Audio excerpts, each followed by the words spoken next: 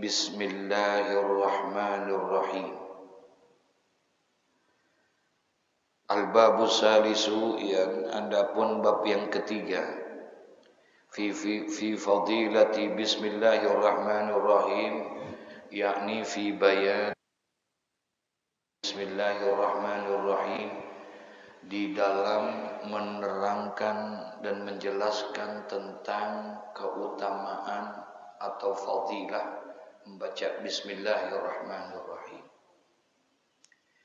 Kalimat bismillahirrahmanirrahim bukan satu kalimat yang asing bagi kita, karena hampir kita semua melakukan segala sesuatu itu mengawalinya dengan membaca bismillahirrahmanirrahim. Dalam bab ini nanti akan dijelaskan tentang keutamaan dan juga kelebihan daripada bismillah yang selama ini kita baca. Ada apa rahasia di balik bismillahirrahmanirrahim? Banyak keistimewaan dan kelebihan lafaz bismillahirrahmanirrahim. Dengan membaca bismillahirrahmanirrahim, maka insya Allah kita segala sesuatu yang kita awali dengan bismillah, maka insya Allah itu akan menjadi dan mempunyai nilai ibadah, insya Allah, dengan sebab ucapan bismillah. Jadi ibadah itu semua. Dan perlu kita pahami bersama sebagaimana yang sudah dijelaskan di awal-awal, bahwa Allah Subhanahu wa ta'ala menciptakan kita manusia tidak lain adalah untuk melaksanakan apa? Ibadah. Sebagaimana Allah berfirman dalam Al-Quran, wa ma khalaqtul jinna wal insa illa liya'budun, dan tidaklah kami ciptakan jin dan manusia kecuali adalah untuk beribadah. Artinya ayat ini memberikan pesan, konsekuensi daripada ayat ini, bahwa seluruh aktivitas kita 1 kali 24 jam itu semuanya harus mempunyai nilai ibadah. Semuanya, apapun itu ya, harus dilakukan menjadi nilai ibadah. Kenapa? Karena kita diciptakan oleh Allah adalah untuk beribadah. Karena kita diciptakan oleh Allah adalah untuk beribadah. Jadi oleh karena itu semua aktivitas kita harus punya nilai ibadah. Makan kita ibadah, minum kita ibadah, tidur kita ibadah, kerja kita ibadah, dagang kita ibadah. Semua aktivitas kita harus punya nilai ibadah. Oleh karena itu, bagaimana caranya supaya semua itu jadi ibadah? Maka Islam mengajarkan semua aktivitas kita harus disandarkan dengan Allah. Harus disandarkan dengan Allah.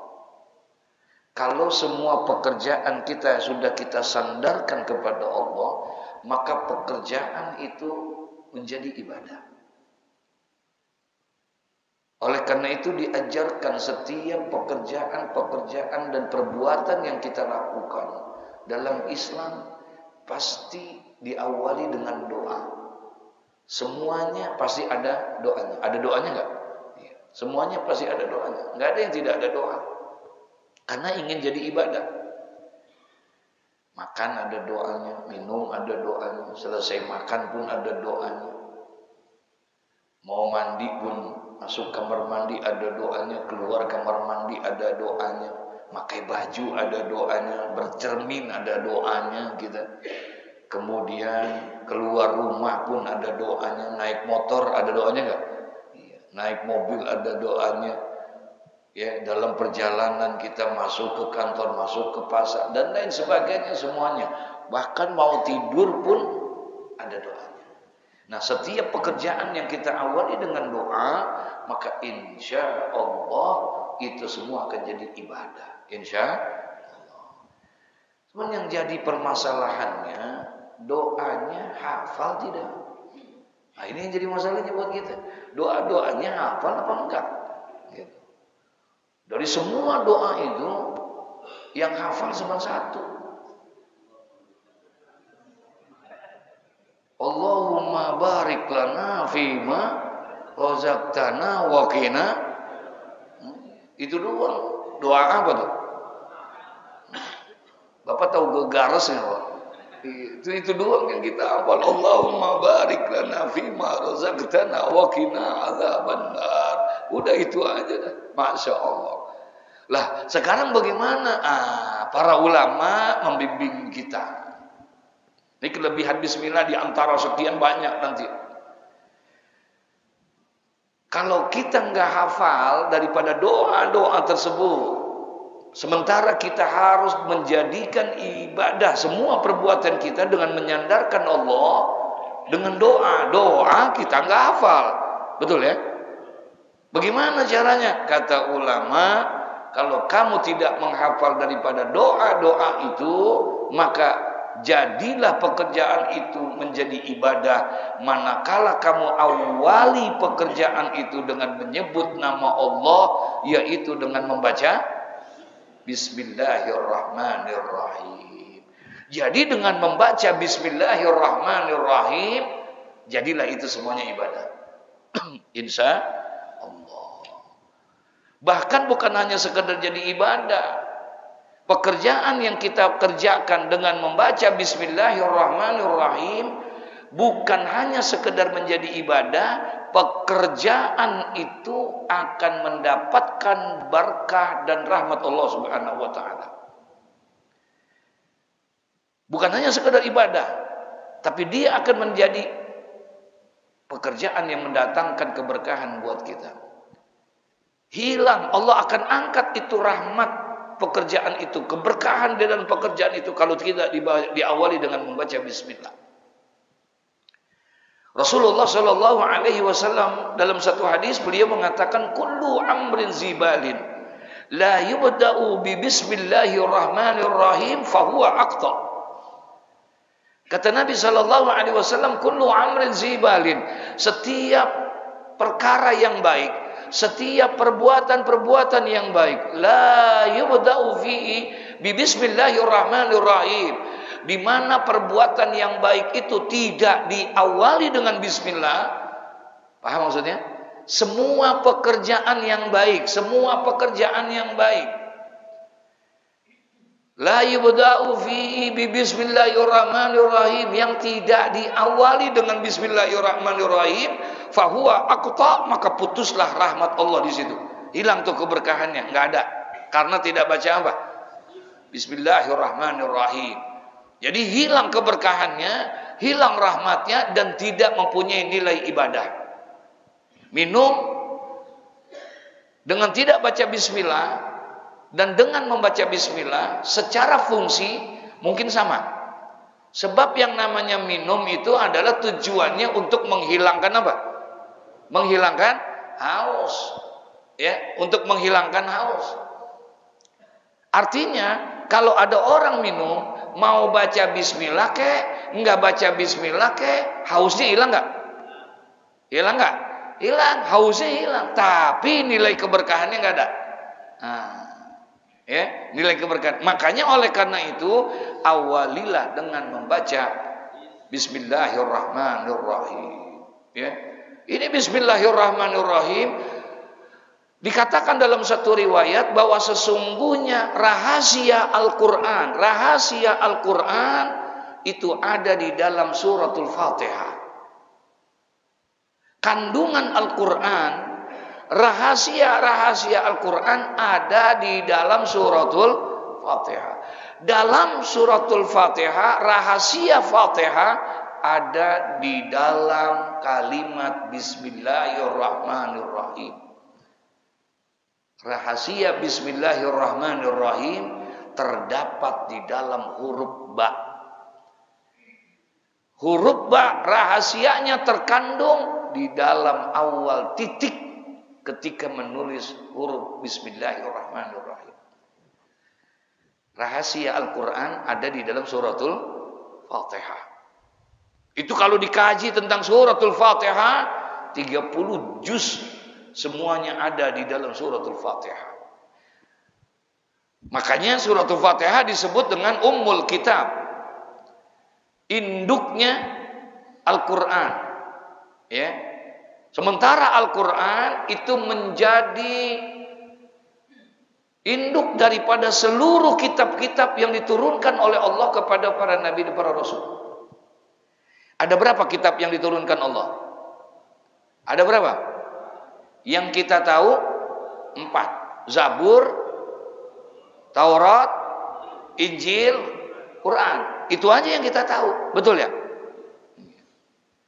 Ada kitab namanya Bahjatul Wasail. Di situ dituliskan ternyata Allah Subhanahu wa taala menurunkan kitab kepada para rasul itu kurang lebih hampir 114 kitab. Ada 114 kitab yang Allah turunkan ini. Yang kita tahu berapa tadi? 4. Ada 114 kitab yang Allah turunkan. Konon 50 kitab Allah turunkan kepada Nabi Allah Sis alaihi salam. Allah turunkan 50 kitab kepada Nabi Allah Sis. Nabi Allah Sis putra daripada Nabi Adam alaihissalam. Dia anak daripada Nabi Adam alaihissalam. Anak Nabi Adam itu semuanya kembar. Laki perempuan, laki perempuan, laki perempuan. Semuanya kembar. Kecuali Nabi Allah Sis alaihissalam. Dia tidak kembar. Allah kasih itu 50 kitab. Kemudian Allah turunkan lagi kitab kepada Nabi Allah Idris alaihissalam. Sebanyak 30 kitab. 50 kepada Nabi Sis, 30 kepada Nabi Idris, 20 Allah turunkan kepada Nabi Ibrahim alaihissalam. Udah berapa tuh semua? Udah berapa? 150 Nabi Sis, 30 Nabi Idris, 20 Nabi Ibrahim alaihissalam. 100. Kemudian 10 berbentuk mushaf. Lembaran-lembaran. Allah turunkan kepada siapa? Nah, ini yang pendapat ulama berbeda nih. Ada 2 pandangan di situ. Kalau yang 100 semuanya sepakat. Kata Syekh Ahmad Dahlan itu di dalam kitab Bahjatul Wasailnya, beliau mengatakan yang 100 ini tidak ada perbedaan pendapat ulama. 50 kepada Nabi Sis, 30 kepada Nabi Idris, 20 kepada Nabi Ibrahim. Yang berbeda 10. Mushaf ini berbentuk mushaf, ada yang berpendapat 1. Kata ulama itu diturunkan kepada Nabi Adam alaihissalam. Ya, Nabi Adam diberikan 10 mushaf. Tapi ada pendapat yang jauh lebih kuat, katanya bukan kepada Nabi Adam. 10 mushaf itu diturunkan oleh Allah kepada Nabi Musa alaihissalam sebelum Nabi Musa mendapatkan kitab Taurat. Sebelum mendapatkan Taurat, diberikanlah itu 10 mushaf itu kepada Nabi Musa alaihissalam. Ya, dapat 10. Makanya dulu ada istilah Ten of Commandment. Ya, Ten of Commandment, 10 perintah. Ya, ada 10 perintah suci. Dulu ada filmnya tuh. Ya, di Kebayoran ada bioskop Cahaya. Masih ingat Cahaya nggak, Pak? Hah? Ya Allah. Pulang dari bioskop, pantat kita pada banyak bangsanya tuh. Itu ada film namanya Ten of Commandment. Ada 10 perintah Tuhan, Masya Allah. Itu menceritakan tentang perjalanan, perjuangan daripada Nabi Musa alaihissalam. 100 tambah 10 jadi berapa? Ditambah yang 4 tadi itu. Zabur, Taurat, Injil, Quran. Jadi berapa totalnya? 114 kitab. Nah, dari 114 kitab ini ditutup dan disempurnakan kandungannya itu di dalam satu kitab yang bernama apa? Al-Qur'anul Karim. Makanya dalam Al-Qur'anul Karim menceritakan tentang kisah-kisah dari Nabi Adam sampai kepada akhir, semuanya diceritakan, terkandung itu semuanya. Daripada 113 kitab ada di dalam Al-Qur'anul Karim sebagai kitab penyempurna. Subhanallah. Nah, dari satu kitab Al-Quran ini rahasianya, kandungannya terkandung di dalam satu surah yang disebut dengan Suratul Fatihah. Maka Suratul Fatihah itu menjadikan Ummul Quran, Ummul Kitab. Bahkan disebut Fatihatul Kitab. Al-Quran. Sering banget kita ngomong, ya. Mari kita baca sebelumnya Ummul Quran, begitu ya. Mudah-mudahan ada keberkahan. Apa tuh Ummul Quran? Apa tuh Ummul Kitab? Yaitu Suratul Fatihah. Nah, di dalam Suratul Fatihah terkandung rahasianya itu di dalam satu kalimat, yaitu Bismillahirrahmanirrahim. Di dalam Bismillah terkandung lagi semuanya di dalam huruf ba. Dan di dalam huruf ba itu terkandung rahasianya di dalam fi awwali nuqtah, yaitu di awal titik yang pertama ketika dia menulis. Makanya orang-orang soleh, mohon maaf Pak, orang-orang soleh itu kalau nulis Bismillahirrahmanirrahim pasti di titik dulu ya. Nah, ada titik dulu tuh. Karena itu sumbernya, rahasianya terkandung di dalam titik itu. Ditulis. Mimnya bunder. Mimnya bunder. Allahnya, haknya bunder. Kemudian Ar-Rahman, mimnya bunder. Ar-Rahim, mimnya bunder. Ada berapa bunder tuh? Pernah ngitung apa enggak? Hah? Ada 4 bunderan di situ sama ulama itu. Ternyata ini ada riwayatnya, saudara. Dalam satu riwayat diceritakan itu 4 bunder ini, mimnya bunder, haknya Allah tuh kan ada haknya tuh. Ya penghujungnya bunder Ar-Rahman, huruf mim juga ada huruf bundernya, ada 4 bunder. Ternyata di dalam satu riwayat ketika Rasulullah di Isra dan di Mi'rajkan itu diperlihatkan itu surga. Dan di dalam surga itu ternyata Rasulullah diperlihatkan ada 3 sungai yang indah luar biasa. Ada 4 sumber air yang luar biasa. Sungai yang indah.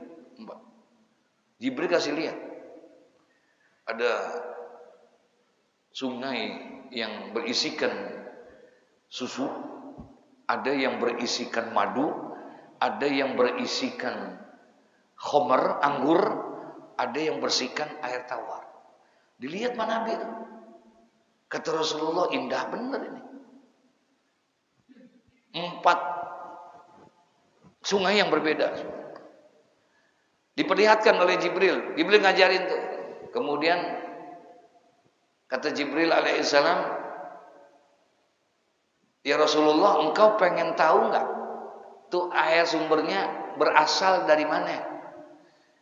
Oh iya, mau, katanya. Diperlihatin lagi. Ternyata itu sumber air dari 4 itu semuanya dalam satu kubah, satu sumber. Dari sumber itulah semuanya mengalir kepada 4 itu. Kemudian dilihat, masya Allah itu kubah bagus amat, tempatnya bagus, terbuat dari mutiara, intan, dan berlian, begitu indahnya. Kemudian Jibril ajakin lagi, kata Jibril, pengen lihat nggak dalamnya kayak apa sumbernya. Ternyata masuk lagi Nabi ke dalam, lebih indah lagi itu keadaan yang di dalamnya. Di situ baru kelihatan, oh ternyata pas dia masuk ada kalimat Bismillahirrahmanirrahim. Rahim, dan di situ keluar sumber-sumber air itu dari bunderan 4 yang ada di dalam bismillah tadi. Di bunderan mim, di bunderan ha, di bunderan mim, dan di bunderan mim. Subhanallah. Ya, itu di antara kelebihan dan keutamaan di antara membaca apa tuh? Bismillahirrahmanirrahim. Dituliskan oleh Al-Imam Jalaluddin bin Abdurrahman bin Abi Bakar As-Suyuti supaya menumbuhkan kepada kita keyakinan dan motivasi buat kita agar kita kembali untuk memperbanyak kalimat apa? Bismillah. Kalau kita sudah tahu dalil-dalilnya, hadis-hadisnya, keterangannya, maka akan menambah semangat kita di dalam melaksanakan membaca ini. Jadi fi fadilati bismillahirrahmanirrahim, yaitu bab yang menerangkan tentang membaca bismillahirrahmanirrahim. Qala sallallahu alaihi wasallam, ma min abdin yaqulu bismillahirrahmanirrahim illa zaba syaitanu kama yazubu rasasu 'alan nar. Masya Allah. Kata Nabi sallallahu alaihi wasallam, ma min abdin, tidaklah di antara seorang hamba, tidak ada di antara seorang hamba yaqulu, yang membaca bismillahirrahmanirrahim, illa zaba syaitanu, kecuali akan melelehlah setan itu, kama yazubur rasasu 'alan nar, sebagaimana melelehnya timah dengan api. Timah kalau dibakar dengan api akan apa? Meleleh. Begitulah setan. Setan akan terbakar, akan meleleh ketika dibacakan apa? Bismillahirrahmanirrahim. Makanya dianjurkan kita mau makan baca bismillah, mau ini baca bismillah. Jadi makanan yang kita makan tidak ada setan di dalamnya. Minuman yang kita minum semuanya tidak ada. Dalam kitab Ihya Ulumuddin Hujjatul Islam Abu Hamid Al-Ghazali, beliau menceritain tuh ya, tentang 2 iblis. Ada 2 iblis yang ditugaskan sama Allah dengan tugas yang berbeda. Yang satu ditugaskan untuk mengganggu dan menggoda orang-orang Islam. Yang satu lagi ditugasin mengganggu orang-orang yang non-Islam. Paham nih? Ada iblis ditugasin, satu gangguin orang Islam, yang satu lagi gangguin orang yang non-Islam. Dah, udah dipanggil dapat tugas, sama ada tuh, gemuk nih dua-duanya, badannya seger banget tuh iblis dua-duanya. Tugas. Selang beberapa lama, ya, selang beberapa tahun ketemu nih berdua. Habis ditugasin tuh, kira-kira 5 tahun ketemu nih iblis. Kaget nih iblis yang gangguin orang Islam sama gangguin orang ini ternyata berbeda sudah. Dilihat iblis yang mengganggu orang non-Islam badannya tambah gemuk, tambah sehat, tambah seger. Tapi iblis yang gangguin orang Islam krempeng. Tahu krempeng nggak? Kurus banget badannya. Kata iblis yang gangguin orang kafir, lu kurus amat lu. Lu kenapa bisa begini? Kata iblis yang gangguin, iya, lu mah enak ditugas orang kafir, gua ditugasin untuk gangguin orang Islam. Orang Islam itu dikit-dikit baca doa, dikit-dikit baca bismillah. Doa bismillah racun buat gua. Mau ngapain aja baca apa? Bismillah, racun. Akhirnya ya udah, dia makan baca bismillah. Akhirnya gua kagak ikut makan. Kalau dia kagak bismillah, kan gua bisa bantu-bantuin. Ini dia enggak. Dia minum baca bismillah. Akhirnya gua enggak bisa bismillah. Dia tidur baca apa? baca bismillah. Akhirnya gue nggak bisa tidur sama dia, terpaksa gue tidur di luar. Mana kehujanan, ya. Dia berhubungan baca bismillah. Akhirnya gue nggak bisa, paling gue bisa ngintip doang kata iblis. Ya, kagak bisa bantuin tuh. Akhirnya tuh iblis jadi nggak bisa badannya. Kenapa? Karena bismillah racun. Ketika dia membaca bismillah, kata Nabi, ya, ma min abdin yaqulu bismillahirrahmanirrahim. Tidak ada di antara seorang hamba yang membaca bismillahirrahmanirrahim kecuali akan meleleh setan itu kama yazubur rasasu 'alan nar, sebagaimana melelehnya timah dibakar dengan apa? Api. Enggak kuat itu setan kalau kita baca bismillahirrahmanirrahim. Nah, artinya apa? Jangan sampai perbuatan kita dimasukkan dengan keterlibatan iblis dalam perbuatan kita, perbuatan setan. Hindari itu, cegah itu, yaitu dengan membaca apa? Bismillah. Makanya ada berkahnya karena dibacakan bismillah. Wa qala sallallahu alaihi wasallam, "Ma min 'abdin yaqulu bismillahirrahmanirrahim illa amara Allah taala al-kiramal katibin ay yaktubu fi diwanihi arba'a mi'ata hasanatin." Masya Allah. Kemudian kata Nabi sallallahu alaihi wasallam, "Ma min 'abdin", tidak ada di antara seorang hamba, yaqulu bismillahirrahmanirrahim, tidak ada di antara seorang hamba yang membaca kalimat bismillahirrahmanirrahim, illa, kecuali amarallahu ta'ala kiramal katibin, kecuali Allah akan perintahkan itu kepada malaikat yang bernama kiramal katibin. Ada malaikat namanya kiramal katibin. Tugasnya apa? Tugasnya malaikat ini mencatat semua amalan-amalan yang mulia-mulia, yang baik-baik. Itu dia tuh yang nyatetin. Ya, semua nih tadi berangkat ke sini kita. Ini pekerjaan baik gak nih? Baik gak? Masya Allah, luar biasa. Sembahyang berjamaah baik, duduk di pengajian baik, semuanya baik. Ini yang dicatat oleh malaikat kiramal katibin. Dia mencatat daripada semua amal-amal yang baik.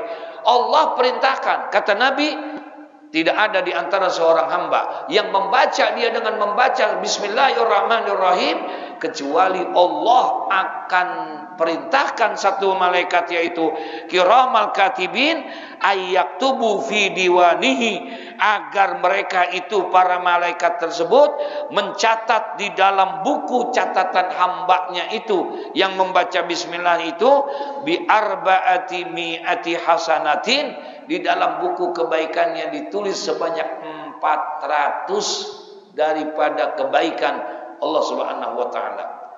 Orang yang membaca bismillahirrahmanirrahim mendapatkan itu gambaran, mendapatkan itu ganjaran, yaitu dengan ditulis dalam catatan amal kebaikannya dengan 400 kebaikan Allah ingat. Bingung kita entar di sana, Pak. Ketika ditimbang amal kita, ternyata timbangannya berat. Padahal tahajud kagak pernah. Padahal dua enggak pernah. Paham maksudnya nih? Kok timbangan kebaikannya berat? Apa ini? Oh, ternyata ada yang menyebabkan itu. Dicatat oleh kiramal katibin. Semua amalan yang diawali dengan membaca bismillah dituliskan di dalam catatan buku kebaikan-kebaikannya itu dengan bismillahirrahmanirrahim, sebanyak 400 kebaikan Allah berikan kepada dia. Setiap membaca bismillah, minum bismillah, 400 kebaikan. Makan bismillah, 400 kebaikan. Ma min abdin, tidak ada di antara seorang hamba, kata Nabi, tidak ada di antara seorang hamba yaqulu bismillahirrahmanirrahim, yang membaca dia akan bismillahirrahmanirrahim, illa amarallahu ta'ala kiramal katibin, kecuali Allah akan perintahkan malaikat kiramal katibin, pencatat amal kebaikan. Apa yang diperintahkan oleh Allah? Tulis dengan sebab bismillah itu, dengan sebab bismillahirrahmanirrahim itu, tulislah amal kebaikan. Berapa tadi? 400 kebaikan Allah kasih. Alhamdulillah, subhanallah. Ya, jangan sampai kita tidak lakukan itu kecuali dengan membaca apa? Bismillah. Wa qala Rasulullah sallallahu alaihi wasallam, man qala bismillahirrahmanirrahim marratan lam yabqa min zunubihi zarratun. Masyaallah. Bersabda Nabi sallallahu alaihi wasallam, man qala bismillahirrahmanirrahim, barang siapa yang membaca bismillahirrahmanirrahim marratan, satu kali dia baca dengan baik, dengan benar, dengan khusyuk, dia membaca bismillahirrahmanirrahim, lam yabqa min zunubihi, tidak akan tersisa, tidak akan tertinggal min zunubihi, daripada dosa-dosanya itu. Hapus semua dosa-dosanya, tidak akan tertinggal itu, sekalipun daripada zarratun, sekalipun dosa sebesar biji zarah pun tidak akan ada. Allah hapuskan itu dengan sebab apa? Bismillahirrahmanirrahim. Masya Allah. Ini urusan gampang apa susah? Baca bismillah gampang apa susah? Berat apa enteng? Berapa kali kita tinggalkan bismillah? Pernah nggak makan kagak baca bismillah? Halo? Pernah nggak? Minum kagak baca bismillah? Pernah nggak? Tidur nggak baca bismillah? Pernah nggak? Kenapa? Saking entengnya. Kita nggak kerjain, padahal keutamaannya besar kan? Masya Allah, Pak. Keutamaan bismillah. Oleh karena itu sering saya sampaikan, baca tuh doa. Setelah selesai sembahyang, la tada'anna fi duburi kulli shalah. Jangan kamu tinggalkan selesai sembahyang, bacalah doa oleh kamu. Apa? Allahumma a'inni ala zikrika wa syukrika wa husni. Baca itu, jangan sampai jangan dibaca. Kenapa? Itu yang kita minta.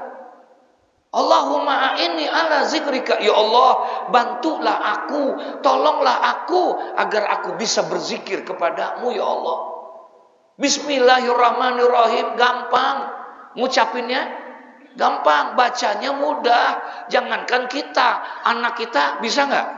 Cucu kita bisa nggak? Tapi ternyata mengamalkannya beratnya bukan main buat kita. Berapa banyak semua perbuatan kita nggak baca bismillah, betul? Minta sama Allah, ya Allah berikan pertolongan agar kami bisa membaca bismillah, berzikir dalam semua aktivitas kami ya Allah. Karena begitu besarnya fadilah, keutamaan. Allah hapuskan la yabqa min zunubihi, tidak dosanya orang yang membaca bismillah zarratun, sekalipun itu dengan satu biji sawi sekecil itu dosa dihapus dengan sebab membaca apa? Ya Allah ya Rabbana. Dosa kita banyak kan? Hah? Ada sekilo. Lalu hapusnya pakai apa Pak? Dosa-dosa kita. Allah kasih jalan ini. Allah kasih jalan. Enggak berat, enggak mesti harus bayar kayak orang tawaf di Baitullah, betul ya? Dosamu akan diampunin, enggak mesti harus wukuf di padang Arafah. Enggak mesti harus kamu bangun di waktu malam tahajud. Enggak mesti harus menghafal Quran. Tapi dengan kebesaran menjemput nama Allah, Allah ampuni dosa-dosa kita dengan sebab itu. Bismillahirrahmanirrahim. Tapi ternyata beratnya bukan main mengucapkan bismillah. Ya, mengucapkan bismillah. Wa qala Rasulullah sallallahu alaihi wasallam, man kataba bismillahi fajawwada ta'ziman lillahi ghufira lahu ma taqaddama min zambihi wa ma ta'akhkhar. Kemudian bersabda Nabi sallallahu alaihi wasallam, kata Nabi Muhammad sallallahu alaihi wasallam, man kataba. Kalau tadi man qala, tadi barang siapa yang membaca. Sekarang man kataba, barang siapa yang menulis. Barang siapa yang menulis bismillahirrahmanirrahim. Kalimat apa? Bismillahirrahmanirrahim. Dia tulis tuh bismillahirrahmanirrahim. Fajawwada, dan dia tulisnya itu dengan apa? Dengan dibaguskan. Tulisannya lebih bagus. tulisan. Makanya beruntung benar kalau ada orang-orang yang pandai khat tuh, ya, subhanallah. Yang suka menulis kaligrafi itu, ya. Nah, kata Nabi, man kataba bismillahirrahmanirrahim. Barang siapa yang menulis bismillahirrahmanirrahim, fajawwada, kemudian dia baguskan itu tulisannya, ta'ziman lillah, karena ingin menghormati siapa? Allah. Dia menghormati Allah. Ghufira lahu ma taqaddama min zambihi wa ma ta'akhkhar, maka diampunilah oleh Allah dosa-dosanya yang terdahulu dan yang akan datang. Alhamdulillah. Dengan apa itu? Bismillahirrahmanirrahim. Ini sekarang nih bulan udah masuk Rabiul Tsani ya. Rabiul Tsani, kemudian masuk bulan apa lagi? Bulan Jumadil Awal. Habis Jumadil Awal, Jumadil Akhir. Habis Jumadil Akhir, bulan Rajab. Di bulan Rajab, bulan Sa'ban. Habis Sa'ban, Ramadan. Habis Ramadan, saya pernah dapat ijazah tuh mengamalkan, menulis di ini piring Pak. Ini piring nih. Ya. Di bulan Rajab. Tulis pakai spidol. Bismillahirrahmanirrahim, bismillahirrahmanirrahim. Terus nyambungin bismillah. Bismillah. Sampai penuh di piring itu. Ya, piring yang polos. Jangan yang ada gambar ayam jagonya, jangan. Ini piringnya piring yang polos, tulis bismillahirrahmanirrahim yang bagus.